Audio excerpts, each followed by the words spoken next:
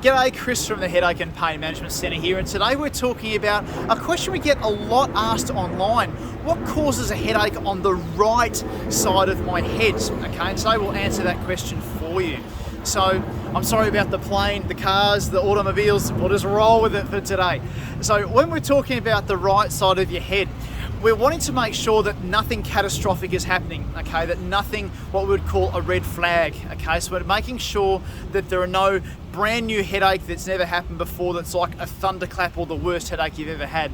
There are no neurological symptoms that your left hand or right hand side of your body hasn't gone numb or tingly as a result, and it's never happened before. You're getting speech impairments, you're getting neurological things, or your face is drooping, anything like that that's never ever happened before. You need to get that assessed immediately. Go to the hospital, go to the doctor, and make sure that nothing nasty like a stroke or tumour or a bleed or anything like that is happening. So that is the caveat that we always need to figure through first, okay? There's just a car parking across the road that's not doing a very good job of it. It's distracting me.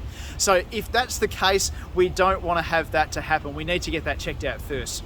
If all of that's clear, your MRIs are clear, you've been to the GP, it's been there for a little while, okay? If it's a one-sided headache or migraine, then what is generally going to happen if all of it's clear is that there's a problem on the right-hand side of your neck, normally at the OC1 joint or the C2-3 joint a little bit lower down, okay? The area of pain gives us a good idea as to what joint might be the cause of the pain, okay? The first one, if it's right at the very top of the head, if it goes sort of up and behind the ear, around the temple, into the temple, it's more likely to be the OC1 joint at the top that's causing that. There is every sound under the sun. Taylor's laughing her head off, but I'm going to keep going. So that's what's going on. If you've got C1, it's causing around the side into the front of the head like this, and up and over the ear.